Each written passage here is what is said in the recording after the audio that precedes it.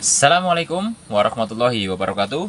Kembali lagi bersama saya Ferry di channel YouTube Bapak Kefatir Nurseri. Jadi hari ini saya mau bercerita tentang pengalaman saya selama ini menanam anggur, di mana hari ini saya akan bercerita tentang hal-hal yang teman-teman bakal temui pada saat melakukan penanaman anggur ya.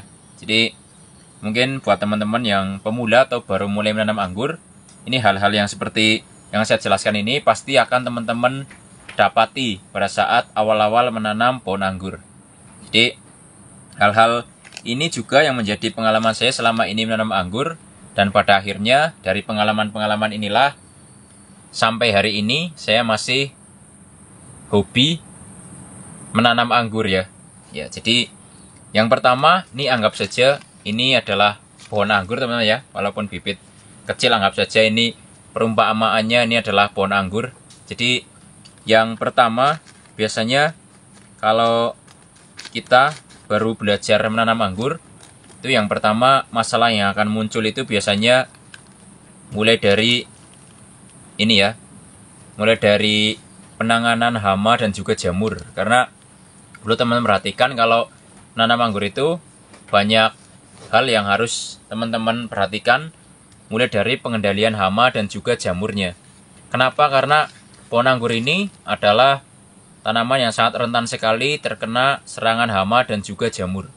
Makanya dari awal, kalau teman-teman memang mau menanam anggur, hendaklah niat dulu dari awal ya. Ini niat mau merawatnya dengan sungguh-sungguh.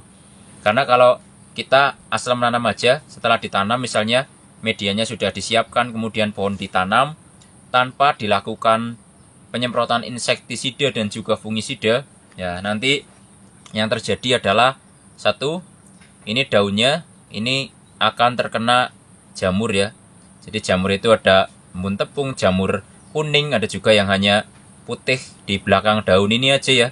Nah itu juga pasti akan teman-teman menemukan hal seperti itu. Jadi karena serangan jamur ini pada nantinya akan mengganggu proses fotosintesis. Karena proses fotosintesis ini tentu saja berawal dari daun-daun yang sehat, sehingga fotosintesis akan terus berjalan dan pohon anggur yang kita tanam akan tumbuh berkembang dengan apa yang kita inginkan. Begitupun dengan serangan hama. Jadi nanti teman-teman kalau baru tanam anggur itu pasti nanti selain menemukan misalnya serangan jamur, ada juga nanti serangan hama ya. Hama bisa juga, pokoknya daun ini jadi nggak sehat nantinya ya. Ada yang dimakan belalang, ada yang kena trip, dan macam-macam pokoknya. Dan inilah pentingnya juga melakukan penyemprotan insektisida ya. Jadi kalau mau sekali kerja bisa insektisida dan fungisida dicampur aja, nggak masalah. Jadi setiap satu minggu sekali konsisten dilakukan yang namanya penyemprotan. Nah bisa juga nanti dicampurkan CPT atau pupuk-pupuk daun lainnya, ini juga boleh ya. Jadi itulah hal-hal yang bisa menyebabkan kegagalan di awal-awal penanaman pohon anggur, mulai dari daun-daun yang tidak sehat. Ini akan menyebabkan fotosintesisnya tidak akan berjalan dengan baik. Nah kemudian nanti teman-teman juga mungkin yang baru mulai tanam anggur akan merasakan yang namanya stuck atau mati pertumbuhan pucuknya. Nah ini juga banyak hal yang mempengaruhi. Nah terutama mungkin kalau di awal-awal penanaman seperti ini ya, misalnya baru tanam ukuran segini, ini kurang penyiraman. Ini nanti kalau kurang penyiraman air, ini juga nanti bisa menjadikan pertumbuhannya stuck ya, atau berhenti tumbuh. Karena di awal-awal penanaman sering sekali saya bilang, ini pohon-pohon anggur sebenarnya tidak terlalu butuh pupuk, tapi yang penting airnya dulu. Airnya disiapkan, maksudnya dilakukan penyiraman dengan rutin, jaga kelembaban. Ini akan membantu proses pertumbuhan anggur ini dengan baik ya. Nah saya rasa itu adalah hal-hal yang akan ditemukan. Kemudian hal-hal lainnya ini biasanya terjadi pada saat proses pembentukan percabangan anggur ya. Jadi nanti kalau misalnya teman-teman ya membentuk percabangan anggur ya, ini mau dibuat tralis atau mau dibuat para-para atau mungkin dibuat pot, itu akan sama saja. Nanti teman-teman akan butuh yang namanya ini cabang utama yang lurus ya. Misalnya ini dibuat para-para, maka cabang yang lurus, kalaupun tralis pun sama. Jadi cabang utama ini akan disebut cabang primer. Kemudian nanti setelah batang anggur ini belok seperti ini ya, pokoknya setelah batang ini kita belokkan seperti ini sudah menjadi cabang sekunder ya. Jadi ini adalah sekundernya kalau memang ini sudah belok seperti ini. Dan tersiernya nanti bisa menggunakan tunas-tunas air ini. Tunas-tunas air di cabang setelah cabangnya belok ya. Karena tunas-tunas air ini kan tunas yang selalu tumbuh ya. Di semua percabangan pasti ada yang namanya tunas air. Nah ini tunas air ya. Lihat, ini tunas-tunas airnya. Nah ini kalau di sepanjang cabang utama atau cabang primer bisa dibuangi. Kalau setelah belok, misalnya ini sudah belok, nah ini sudah mulai bisa dipelihara menjadi cabang tersier. Nah masalahnya biasanya kalau saat kita membentuk percabangan anggur ini, sering sekali tidak sesuai yang kita inginkan ya. Misalnya mau membentuk cabang tersier, ternyata setelah menjadi sekunder, tersiernya tidak mau muncul ya. Kemudian pertumbuhannya lambat, atau terserang hama atau penyakit lainnya menjadikan pembentukan percabangannya gagal. Nah ini juga hal-hal yang harus teman-teman ketahui dari awal, bahwa pembentukan percabangan anggur memang tidak semudah yang kita bayangkan terkadang. Tapi kan kalaupun gagal pembentukan itu nggak usah khawatir. Makanya saya buat video ini. Kalau misalnya gagal pembentukan percabangan, bisa kita ulang pembentukan percabangannya. Contoh, pada saat baru mulai cabang primer aja ini ya, baru ditanam terus ini lurus kemudian menjadi cabang primer, tiba-tiba kena hama atau kena jamur atau patah atau kena serangan apapun ya, nggak disengaja pun tidak disengaja, misalnya patah ya nggak apa-apa, tinggal kita potong aja cabangnya. Misal kita potong di sini, kita potong di sini, nah nanti bisa dari but ini atau tunas air ini kita melanjutkan percabangannya. Jadi kita ganti cabang primer yang terkena masalah ini dengan kita potong cabangnya, kemudian bisa dipecahkan butnya ya, mata tunasnya atau dari tunas airnya, untuk bisa melanjutkan menjadi pengganti cabang primernya. Begitupun misalnya patahnya di cabang sekunder ya, kita buat cabang baru dari but menjadi cabang sekunder. Nah kalau misalnya kok dari pembentukan cabang tersiernya misalnya ini tidak berjalan dengan baik, nah seperti ini contohnya ya, ini awalnya tunas airnya tidak mau tumbuh sama sekali, sudah sampai sini bahkan ini tidak mau tumbuh tunas air awalnya. Makanya saya potong lagi, saya ulangi percabangannya dengan cara membuat cabang sekunder yang baru dari but yang pecah. Lihat ini potongnya, butnya pecah.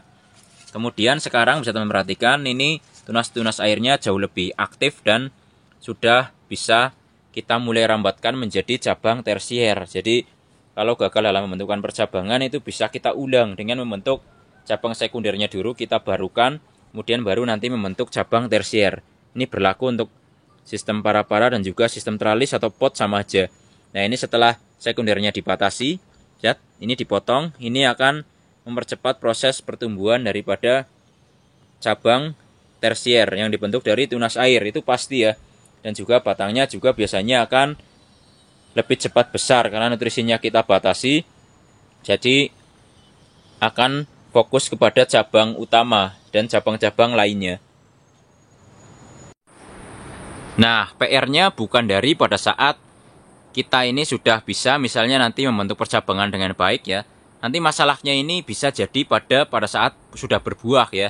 Ini seperti pohon ini, lihat ini kedua pohon ini gagal panen gara-gara tikus nih, jadinya hanya beberapa dompol yang bisa dipanen. Dan juga untuk serangan tikusnya sekarang juga sudah mulai, saya rasa sudah sangat parah sekali. Bahkan daun-daun anggurnya pun ini banyak dimakan tikus ya. Padahal ini lihat, ini saya lagi membuahkan basanti tapi daunnya yang di sana ini habis sama tikus. Nah ini contoh-contoh masalah-masalah yang akan muncul ya.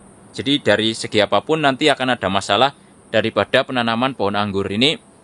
Makanya teman-teman harus sabar dan harus telaten dalam menghadapi masalah-masalah yang akan timbul pada saat menanam anggur. Lah, contoh pohon ini baru sekali pembuahan dan banyak yang habis sama tikus.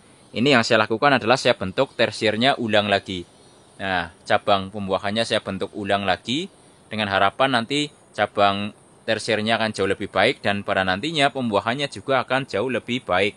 Nah, makanya teman-teman harus sabar pada saat menanam anggur. Jadi banyak masalah yang akan timbul, tapi insya Allah bisa kita selesaikan atau kita bisa melakukan hal-hal yang bisa membuat pada nantinya pertumbuhan atau pembuahan pohon anggur kita akan jauh lebih baik daripada sebelumnya.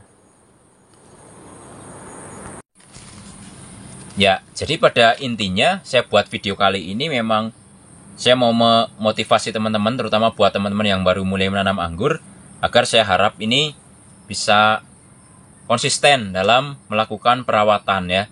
Jadi mulai dari mempersiapkan media tanam, kemudian membeli bibit-bibit yang valid, sehingga nanti pada saat teman-teman ini mau menanam anggurnya, nggak ragu buahnya, nanti misalnya ini contoh ada bibit Dickson, ya nanti buahnya jadi Dickson, kan seperti itu ya.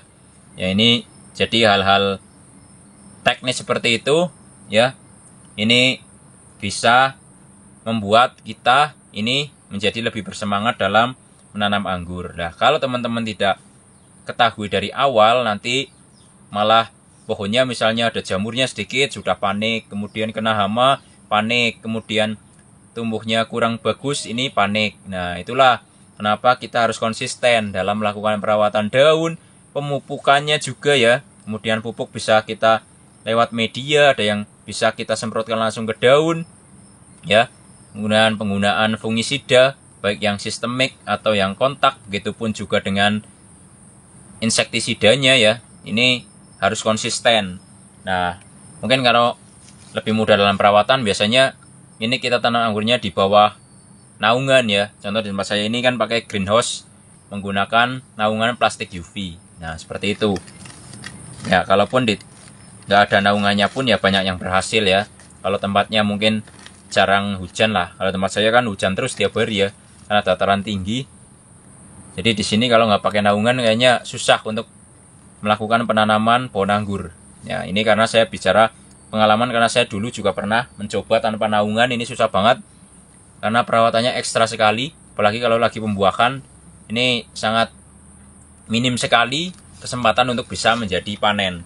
Nah, berikut adalah hal-hal yang mungkin akan teman-teman temukan pada saat menanam anggur. Ya, jadi dengan teman-teman tahu dari sekarang, mudah-mudahan nanti teman-teman tidak kaget pada saat mengalami hal-hal yang saya sebutkan tadi. Karena banyak hal yang akan teman-teman temui pada saat menanam anggur. Intinya semuanya bisa kita lakukan dengan baik ya. Jadi maksudnya pembuahannya akan dan pertumbuhannya juga bisa kita jadikan lebih baik dari sebelumnya. Jadi sekalian buat belajar ya. Saya juga masih belajar. Jadi mari belajar sama-sama di channel YouTube Bapak Kefatir Nurseri. Saya videonya sampai di sini dulu. Semoga bisa bermanfaat dan menginspirasi. Kalau mau beli bibit ada silahkan WA di 083867120190. Salam pengangguran dari saya Ferry, Purwokerto, Jawa Tengah.